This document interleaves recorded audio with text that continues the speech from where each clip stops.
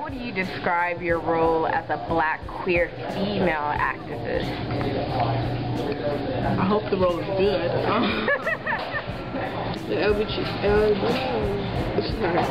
okay. There's a lot more to this queer umbrella than just lesbians and gay. And what is that? It's like an alphabet, like LGBTQQAIPGNCTS, PLWHIV, something like that. It's a lot. So much. There's so much to say, but you have to cover everybody. You know, like, I am a woman. You know, that's what I've always been. And this thing called misogyny and male privilege and sexism is a system that people perpetuate, both men and women. Step out in the open and be who you are at some point in your life. Alright. Thanks so much. You're welcome. I agree with like being a part of the Black community and also Hispanic because I'm mixed, and also lesbian, queer. I identify myself to be in all those communities because I hang out with all those communities. And like right now, I refuse to give up one or the other for the other.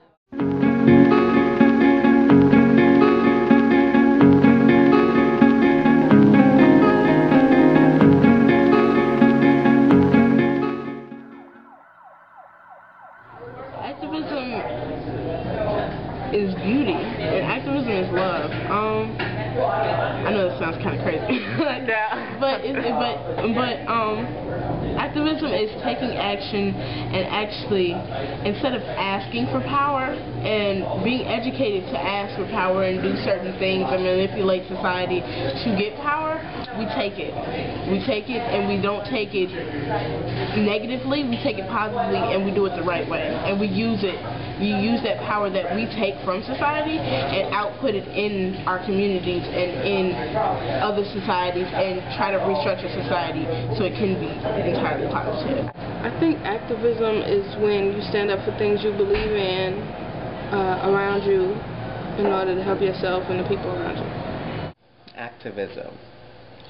To be a very strong defender in what you believe, and putting a lot into making sure that all your rights or the rights of a group is met.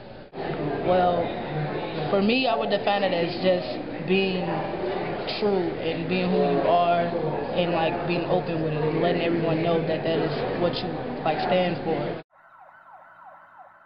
Let's start by saying that I am transgender. Okay. One of the group that is today discriminated against in our society. And as an activist, I am speaking out and defending my right to be a woman and to be a Black woman among society. Specifically, the female community on a whole.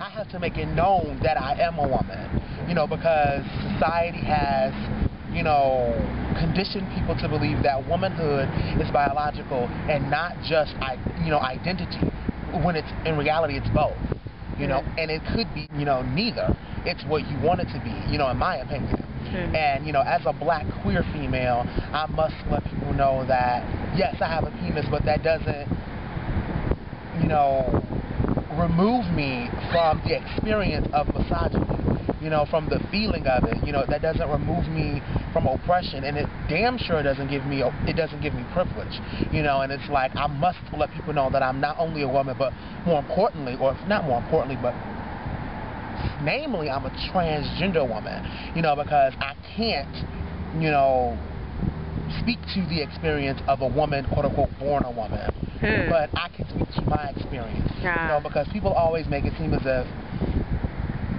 trans women, you know, are just men who want to make themselves feel better by identifying as women for whatever psychological reason we have. But people don't realize that if it's a privilege to be a man, why would somebody want to be a woman? Me, it's my job to try to inspire the next generation. That's how I always look at myself, like as like kind of like a, not a quirl, but like this little change to help the next queer black activist on her way, to always motivate and inspire and help educate so that I can help shape the next generation into, you know, fighters for whatever they want to fight for. My role personally is to just make others feel comfortable that just haven't quite came out yet, and also just to be myself so others would know, so it wouldn't be such a problem, because there's a lot of problems in my community about people being queer, you know, lesbian, or whatever they call themselves. So I feel like I should be the person that stands up for, you know, actually having this feeling and taking it further without anyone else telling me what to do. I would describe my role as a black queer female activist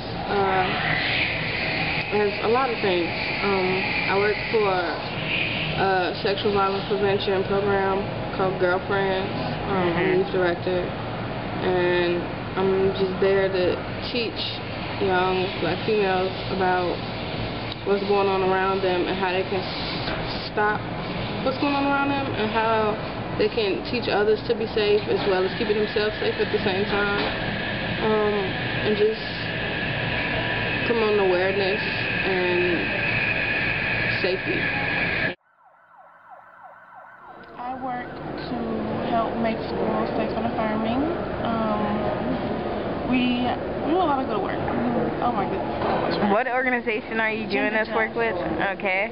And what do they stand for? Like, what is their focus? We are an LGBTQ, umbrella term, queer, social justice group. We work with economic justice, racial justice, and social justice. And right now we have two different campaigns. One is the Safe and Affirming Education campaign to help make schools safe and affirming. We have a Ron Hooverman who's CEO of CPS, and we work to make HIV prevention spread out Chicago, not just on the north side. I've been working with Southside Together Organized for Power since I was 14. I've worked with Blocks Together, I've worked with the Southwest Youth Collaborative, I've worked with Females United for Action, I've worked with YWEP, I've worked with Gender Just. I created an organization last year in 2009 called BDP, the Black Diaspora Project. And what we do is we take 8 youth to Haiti every summer to assess the result of the dispersion. And Haiti was the start of it. We chose that place because it's the first country ever to have a black revolution that was actually successful. Yeah. So we chose that as the start, but our plan was to go all over the black dispersion. And so I worked with them, and then when the natural disaster and the political disaster happened in Haiti, I created this organization called RISA, Rising in Solidarity for Haiti. And so it's not just I created it, it's a collective of people. It's about 27 people who we host events like bingo, club nights, everything else, open mic poetry, and all the money that is made from the events through raffles, food, and tickets and everything goes straight to grassroots organizations in Haiti. So I work with a lot of organizations. And what have you done with Females United in Action? Females United for Action. I worked on the LIFE campaign mainly, Leaders Invested for Equality. It was the campaign for 20,000 youth jobs by the summer of 2013, and $200,000 allotted to jobs for you. So, and not just the feel-good jobs like After School Matters where you get like $200 a month, and it's like, I can buy a new pair of shoes, like jobs that will sustain you. Because a lot of people look at what youth are doing and what my generation is doing, but they don't look at the conditions and they don't ask the reasons why they're doing it. We're not doing it to get the latest hoodie. We're doing it to get the latest food on our table. So our whole thing is give youth jobs that can sustain their living and they won't go and sell dope, and give them an education that's actually useful that they can put to use and that it's not obsolete. They won't join gangs and things like that. So food, Females United for Action was the one and only organization geared towards queer education. So we brought the queer aspect to that campaign. Okay, sweet. And how about with Southwest Youth Collaborative? Southwest Youth Collaborative, it was mainly the Junior Life Without Parole campaign, which is the campaign against the law that you can take an 8-year-old and put them in and charge them as an adult and put them in jail for the rest of their life without any aspect or any thought of parole. So, and that's a serious thing in Illinois, and there are 7 and 8-year-olds who will never get out of jail. They will die there. Like, can you imagine that? Like, to put a first grader in jail for the rest of their life, or realistically put 13-year-olds and 15-year-olds and people who haven't even hit puberty yet in jail, and they'll never feel this freedom again.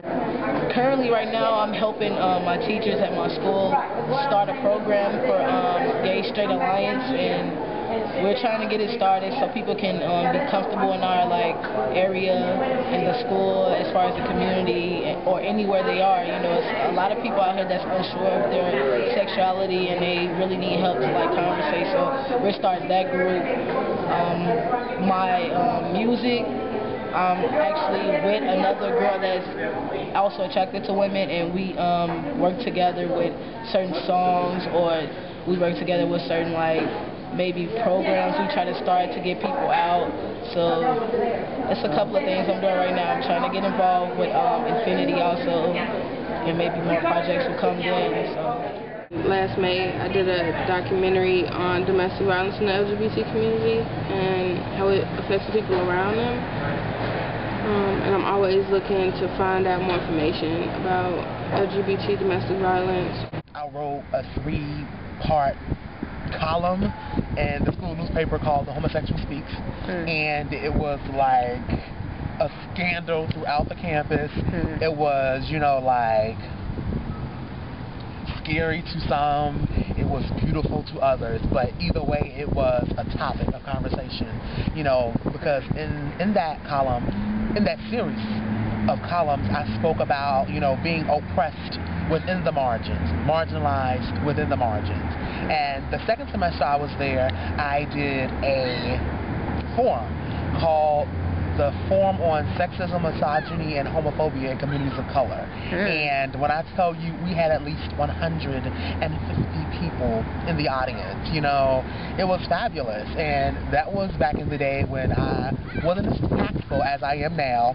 So I did this poem called Antiquity Glare. And can I say sure, go for it. He said faggot. And I said, do you know I believe pyramids? She said, dick sucking ass sissy. And I said, do you know that Master used my tears as lubrication for his ego just like yours? I just went in on them motherfuckers.